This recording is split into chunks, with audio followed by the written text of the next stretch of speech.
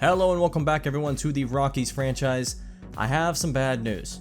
I lost the save file that we were previously using up to this point in this season.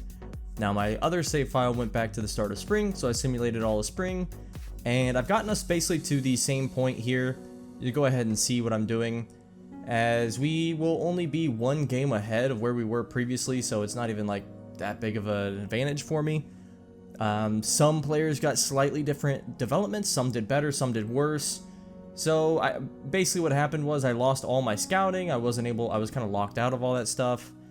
And we're 17 and 19 now as opposed to 16 and 20. So again, not that much better here. We're talking one game. Offensively, we are doing a little better now. The big loss here is our pitching. ERA now ranks about middle of the league. So pitcher's not doing as sharply, especially the bullpen, whereas our bullpen previously was absolutely killing it. But let's go ahead and jump into a game here as we're all caught up, and we will be starting the season anew here with essentially the same record. So let's get started with a division game here against the Padres and Mike Soroka. I was pretty excited to get into some of these. We're going to be doing some more player logs. We're going to be trying to get through these games a little fast here. Here's Josh Naylor. So we're going to sit on that slider there. Naylor having a great season no matter which play it is. Missing on this changeup outside. Currently batting .342 on the year. And Naylor hits this one up. And I gotta tell you, that one's carrying and it will go the distance. Naylor, you didn't have to run on this one, friend. Didn't even time it the best, but Josh Naylor absolutely crushes this one. First at bat of the player lock. That's always pretty fun. Love having Josh Naylor on this team. And we should have him for the years to come. He shouldn't really regress much either, as he gets a little bit out in front of this one, or rather I do. And unfortunately can't get much going off that. So Padres and Rockies tied 1-1. And we'll send here, and oh dear, the Padres, oh my goodness, a 6-run inning there. Multiple 2-run homers, and they're ahead 7-1. Offense is not helping us, and it's basically Josh Naylor or bust today, I guess. Let's see his third at bat rather here against Soroka in the 5th. Grounds this one a little late on that one, jammed, and the sinker gets him grounded out at first.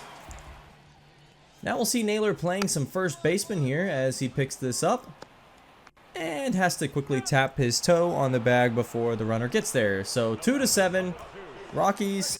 Not looking like they're going to crawl back into this one, but we'll finish off Naylor's day here. Missing on the changeup.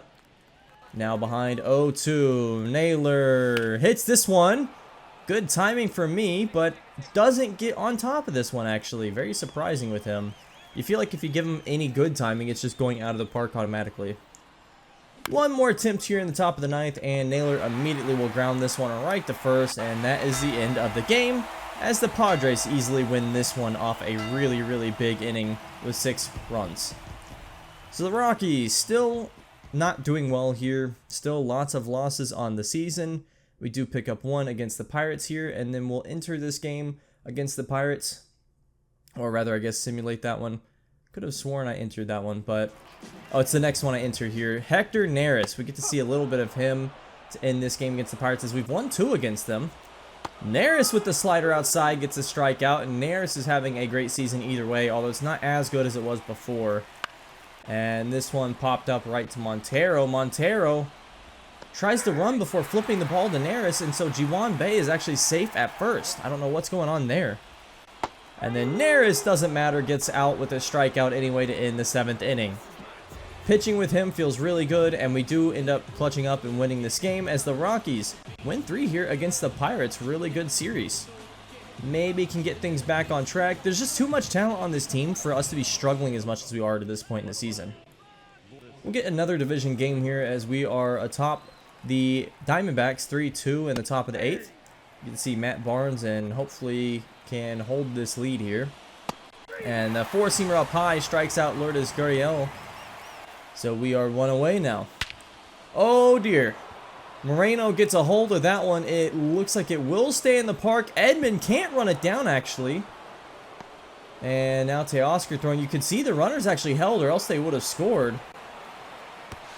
And they will score. McCarthy gets to the base before Indy can tag him out. And Arroyo catches this one. Can't quite get to second base quickly enough, though, as we did lose the lead here in the 8th. Just trying to keep the tie. And this one actually will be hit to Jones. Jones throwing to home, and Indy catches it well before and tags him out. So we go to the top of the 9th now. Joe Barlow. How about a double play here? Really nice from him. Barlow's been having a pretty solid season. Of course, the former Rule 5 edition. And then Corbin Carroll jams this one a bit out to left field. Teoscar Hernandez well underneath it. And we're going to extra innings. I do skip a lot of this here, but Indy Rodriguez, or we're not going to extra innings. I am dumb. Indy Rodriguez grounds this one out, unfortunately. Double play, as a matter of fact. Now, Andy Ibanez, a walk-off home run? No. How about a fly out? Now we're going to extra innings. So we go to extra innings here, top of the 10th. Joe Barlow's still pitching and immediately gives up the home run. I don't know if this was a stamina thing. I might should have subbed him out here and instead kept him in. So that's a 2-run home run for the Diamondbacks. And the Rockies' backs are now against the wall. Tommy Edman checks in with 2 on base here, bottom of the 10th. And a chance to hopefully win the game. We do have the winning runs on base. Edman connects with this one early. It is carrying. And it goes to the wall. And it's out! Walk-off 3-run home run for Tommy Edman. And the Rockies steal defeat from the jaws of... No. We stole victory. That's a first for that. Victory from the jaws of defeat. Not used to that one. Tommy Edman, who has been struggling to this point on the season, has given us several game-winning home runs now in this series. Well, we're kind of doing really well here. Let's keep simulating, and we get blown out 6-1. Now, I have been doing a lot of scouting. I don't show the scouting. I just think it's too much, but here is a big trade. First real big trade after doing this simulation to get to this point in the season. I realized this team wasn't good no matter what. We resimmed, and it didn't matter.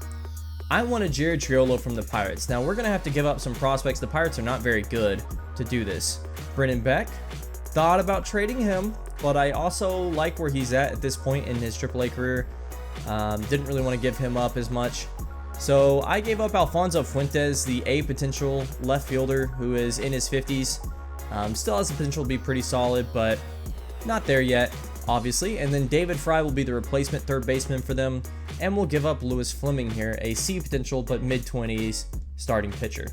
Triolo is A potential, already 28 years old with 81 overall, so I don't know if he'll fully reach that A potential, but he has 3 more years of team control and arbitration after this season. I think this is a pretty solid player with really good ratings across the board. Despite how good David Fry was, I actually liked his ratings a lot too. But this is a pretty solid pick for us, I think, where if things don't work out with our older players that we have on 2-year deals this year, or maybe they don't re-sign player contracts, we have some cheaper players that are still signed on for the future. And the Pirates are accepting that deal. They take the prospect war chest in, well, I guess not really a war chest, but at 15 and 25, I think this move made a lot of sense for them. And now this gives Wade Ames a chance to be the starting pitcher, one of the starting pitchers at AAA. So we'll go ahead and slot him into the starting rotation. And he gets to see what he can do against better competition. He's been killing it at AA. And Robbie Bush, who was killing it in AA, has been struggling at AAA. Same with Chase Dollander. Let's go ahead and get a player lock game here with Mr. Jared Triolo, our new third baseman, who brings in a lot of contact. The power is not necessarily there. Great hitter, though. And how about showtime on this first defense here? Gets the ball. And then I forget you gotta turn the camera to throw it to first base. So, mistake there on my part. Kevin Simmons reaches first. I don't necessarily love the player lock fielding. First at bat for Jared Triolo as a Rocky here against Kyle Harrison. That is a tough matchup to take. Harrison, a really good breaking pitcher here. Harrison gets him with the slider inside. I'm not sure what I was swinging at there.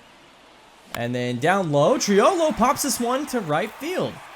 So a base hit on his first at-bat, Jared Triolo reaching first. Not bad. And Triolo even has decent speed, actually. Especially for being infield. 75 speed after our boost, not bad. Here, Triolo, I extended a little bit, and then I had to get back to the bag. I got scared. They ended up throwing it to third and actually tagging out Nolan Jones, so it didn't matter what I did there. Now against Kyle Harrison once again, and missing this pitch, falling behind 1 and 2. And then missing the circle changeup low. Changeups really do, I struggle a lot with those. And the offense, can we get anything going against another division rival here? Well, not really. San Francisco can't get anything on the board. We can't get anything on the board, and it's back to an at-bat for Jared Triolo. Harrison's still in the game at 62 pitches, and he gets me inside with the four-seamer fastball. Triolo's actually been crushing it against righties this year as he strikes out again, unfortunately. Lefties less so, but even that isn't too bad for him. And Colorado starts a rally here in the 6th with 2 runs. Now the defense has to do its job, and they do. Rockies back on offense, and Jared Triolo back at bat. Looks like Harrison no longer pitching. Jake Irvin checks in, and missing on the fastball inside once again. Wasn't exactly my best hitting today. And then the circle changeup gets Triolo struck out, and he starts the day 1 for 4. So not exactly solid to start his Rockies debut. Mostly my fault though. Pretty much entirely my fault. We'll see if Triolo can get one more chance, and he does not. The Rockies win this one 3-1. Defense coming up strong, pitching really, really solid here as the offense just wasn't anywhere to be found. We did at least get 1 base hit with our new third baseman, and we'll see how he does in simulation. That's a big thing as well. Let's jump into this game against the Phillies as Walker Buehler currently pitching a shutout. Trey Turner leading off here in the bottom of the 9th. And the four-seamer grounded right to Zeke Tovar, who throws it to first. And even with 99 speed, Trey Turner can't reach first base. That's the first out. Buehler chasing this shutout. Fastball inside is a strike. This is Arias sitting still on the cutter there. Really nice pitching here from Buehler. Only 83 pitches into the 9th, too. That's impressive as the slider inside gets him striking out. 5th strikeout of the day, too. So not even that many strikeouts. Knuckle curve inside is a strike on Vladimir Guerrero. Now with the Phillies, of course. And then the fastball hit strong, but outside. That'll be foul. Now 1-2. Buehler gets him with the slider inside. It's a strikeout, and Walker Buehler shuts out the Phillies. Great stuff from him. I think he's having a much better season than last year, all things considered. We'll have to see some statistics later on, though.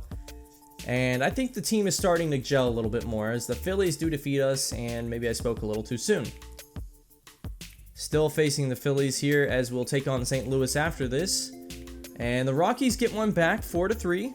Can we get a series win in Philadelphia? No, 1-3. Now we're at St. Louis and we defeat the Cardinals 11-3. Offensive outpour here as it looks like Triolo, Nolan Jones all had some great stuff. Triolo and Jones both went homer or yard. Andy Ibanez goes yard. And then the Rockies defeat the Cardinals again. One more game and we'll win the series. No. So oh no, that was a 3-game series. We do still win. Man, I don't know what I'm on today.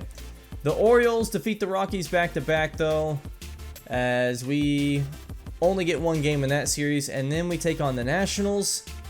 And it's just inconsistency here. We lose another series, this time to the Nationals, who aren't even all that good. And we take on the Guardians, as we do defeat the Guardians 10-7, and win our second one here, as the Rockies now sit at 31-30. So we have climbed back above 500. We sit 6 games back from the Dodgers and 3 games back from the wild card. After all the moves we made in this episode and the re-simming, I think I'm liking where we're at. The offense has gotten a little better. We're up to 13th now. Definitely think they're doing better. Fielding, 11th. I'm a little disappointed in that because I think we got a really good defense. But pitching up to 13th, so we're slowly climbing up the boards here. I think this team is definitely trending in the right direction.